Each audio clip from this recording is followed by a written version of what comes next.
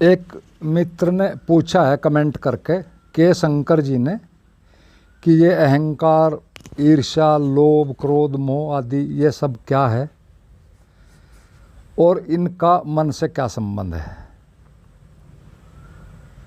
और साथ ही ये भी बताएं कि बुद्धत्व का आधारभूत सिद्धांत क्या है। इनको कृपया वीडियो बनाकर विस्तार से समझाएं।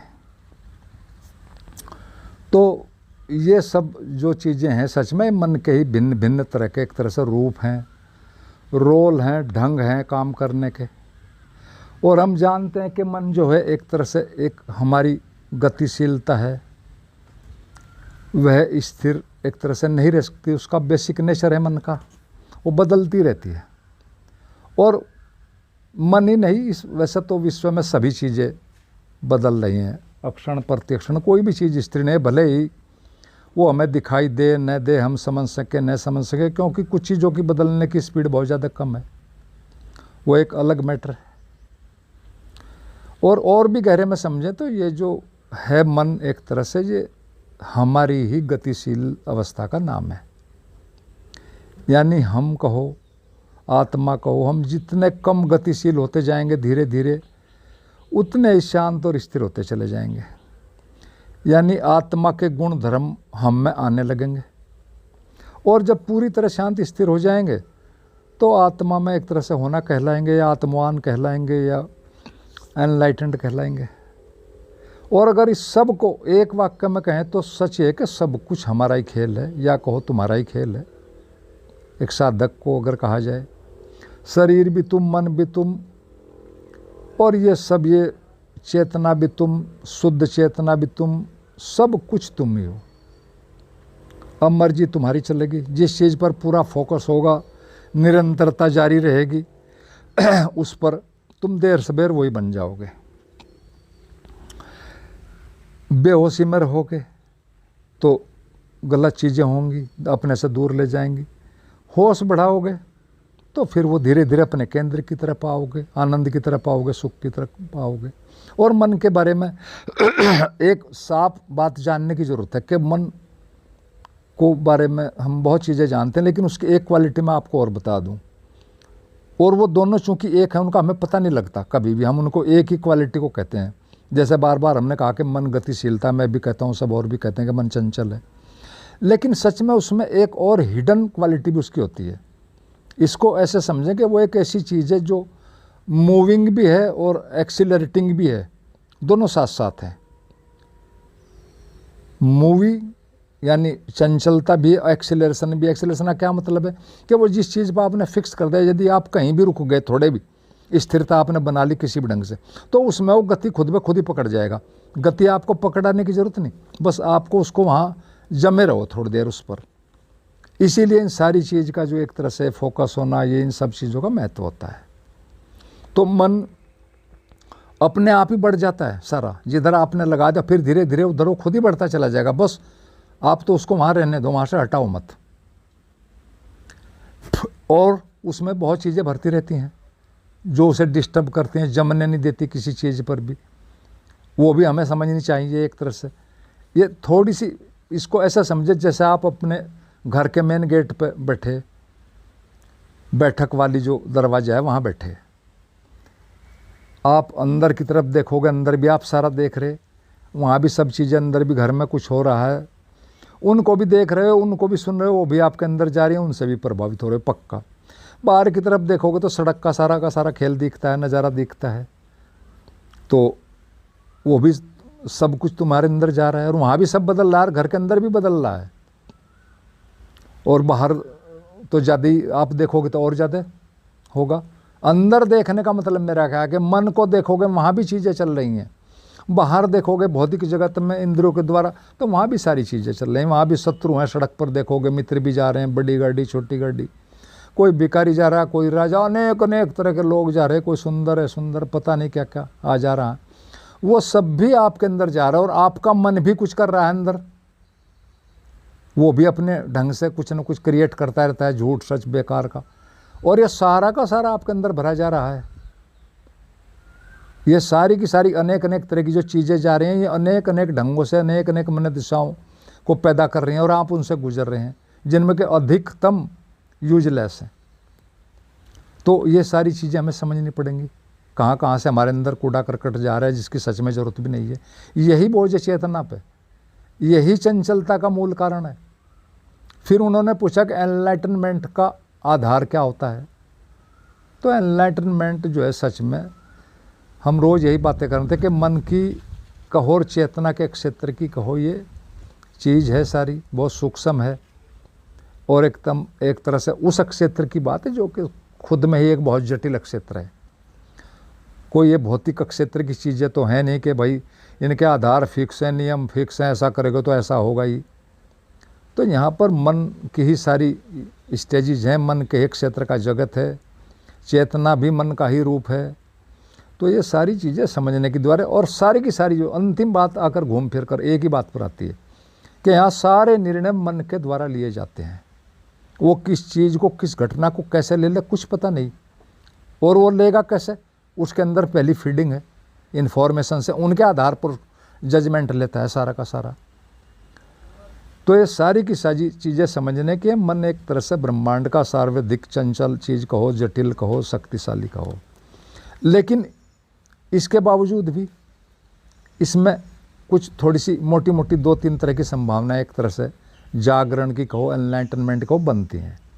उनमें पहली तो ऐसी होती है, ये एक टाइप ऐसे लोगों की है, टाइप ऐसे लोगों में घटती है जो कि बहुत संवेदनशील होते हैं, बुद्धिमान होते हैं और साथ ही साथ साहसी भी होते हैं।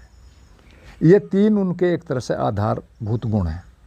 और चूंकि जीवन में दुख तो भरा ही पड़ा है, चारों तरफ दुख ही दुख है, उससे जुड़ी घटनाएं भरी पड़ी हैं, तो वे अचानक से, चूँकि वो लोग बहुत साहसी होते हैं, इंटेलिजेंट होते हैं, अति संवेदनशील होते हैं, वे चीज़ों को बहुत गहराई तक उनको ले लेते हैं सेंसिटिव होने के कारण, और फिर उनसे इंटेलिजेंस के द्वारा उनको कैलकुलेट करते हैं, एनालिसिस करते हैं, और फिर जो निर्णय लेते हैं एक तरह से वो 100% होता है। और फिर साहस उसमें अपना आप ही जुड़ जाता है, क्योंकि सारी चीज़ें रिफाइन होकर एक तरह से सामने आई हैं हमारे मनस्पटल पर, तो फिर वो पूरा ले लेता निर्णय, और फिर वो इस तरफ चल पड़ते हैं, तो फिर परिणाम भी आना ही है। सही, इसमें आप बुद्ध को ले सकते हो, महावीर को, कबीर, नानक, भरतरी, रविदास, नागार्जुन, कणाद आदि आदि, इस तरह के काफ़ी लोग हैं। इन सभी के जीवन में संवेदनशीलता है पूरी की पूरी, बुद्धिमत्ता है पूरी, साहस पूरा है, और जब ये 3 चीज़ें तो फिर परिपूर्णता 100%नेस तो फिर अपने आप ही आ जाती है। तो ये एक टाइप है हमारे समझने का, ये पहला टाइप है। फिर इनमें तो ये सारी चीज़ें एक तरह से आप पाओगे ही, इनके यहाँ कोई फालतू विधि विधान या सोच विचार की बातें नहीं फालतू पाओगे, वो सब बाद में समझाने के लिए लोग करते हैं। इनको अगर देखोगे तो बुद्ध को ही अगर हम वो करें थोड़ा उनके जीवन को एनालिसिस, तो वो संवेदनशील थे पूरे, मृत्यु को देखा, बूढ़े को देखा, बीमारों को देखा, जबकि हमारा आप भी रोज़ देखते हैं, लेकिन हम संवेदनशील नहीं, बस इतना ही फ़र्क है।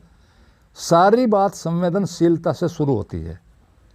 अगर आप संवेदनशील हो और फिर इंटेलिजेंट भी हो, उन्होंने इन्हीं सब को देखकर उनकी समझ में एक बात आई कि यहाँ किसी चीज़ का कुछ नहीं, पूरी व्यर्थता उन्हें समझ में आई कि कुछ भी मतलब नहीं है जीवन का, और फिर इंटेलिजेंस से निर्णय लिया, और फिर साहस भी आगा, छोड़ दिया सबको 100%। फिर 6 साल बाद वहाँ मेहनत की दूसरे क्षेत्र में, फिर वहाँ भी 6 साल बाद पता चला कि आध्यात्मिक तामझाम भी वो भी व्यर्थ है, वहाँ भी कुछ नहीं, एक ही झटके में से छोड़ दिया 100%। फिर बचा क्या, कुछ भी नहीं बचा, शून्य। और शून्य ही तो है असली, शून्य ही तो हमारा घर है, उसको उपलब्ध हो गए। उसे आप एनलाइटनमेंट कहो, कुछ कहो, कुछ कहो। महावीर को देखा, उसकी भी यही कहानी है, उनमें दूसरा गुण था, लेकिन फिर वही संवेदनशीलता वहाँ भी है। वो किसी का भी, किसी भी प्राणी मात्र का दुख नहीं देख सकते थे। एक ही सूत्र पकड़ लिया 100%, अहिंसा परमो धर्म। माँ के कहने से रुके रहे बहुत दिन तक, फिर माँ चली गई, फिर भाई के कहने से रुके रहे, उसको भी जरा कष्ट नहीं दिया, क्यों इन्हें भी दुख देना, और फिर जमे रहे। और फिर एक दिन हुआ क्या, भाई ने भी कहा बस चले जाओ। जब किसी के घर में रहने ना रहना कोई मतलब ना हो तो क्या कहेंगे, घर के यही कहेंगे जाओ। तो उन्हें बुद्ध की तरह जरूरत भी नहीं पड़ी घर छोड़ने की, उनका अपना तरीका है, लेकिन गुण वही उनमें भी, संवेदनशीलता है, इंटेलिजेंस है, साहस है, सब है उनका भी। साहस का मतलब क्या है कि वो भी अपने निर्णय पर अडिग रहे, भले कुछ भी होगा। और फिर बाद में भी गए, जब उन्होंने एनलाइटेंड भी हो गए। फिर उनका एक प्रमुख शिष्य गोसालक भी था, वो पता नहीं क्यों क्या था, हमेशा उनके खिलाफ रहता था अंदर से। उन्होंने गलत सलत शक्ति के, प्राण ऊर्जा के प्रयोग भी उनको नुकसान भी पहुंचाया, जिसकी वजह से उनको पेचिस भी हुआ, बाद में उससे मरे, ऐसा लिखा जाता है। वो सब गोसालक के जो गलत प्रयोग थे, लेकिन उन्होंने उसका भी प्रतिरोध नहीं किया, गोसालक का भी झेल लिया। वो किसी को कष्ट देना ही नहीं चाहते, कोई उन्हें मार दे, कुछ करे, क्या करे। तो ये सब इन लोगों की 100%नेस है, सेंसिटिविटी है, इंटेलिजेंसी है। उन्हें अपने ऊपर काम करना, दूसरों को नहीं देखना दूसरा क्या कर रहा।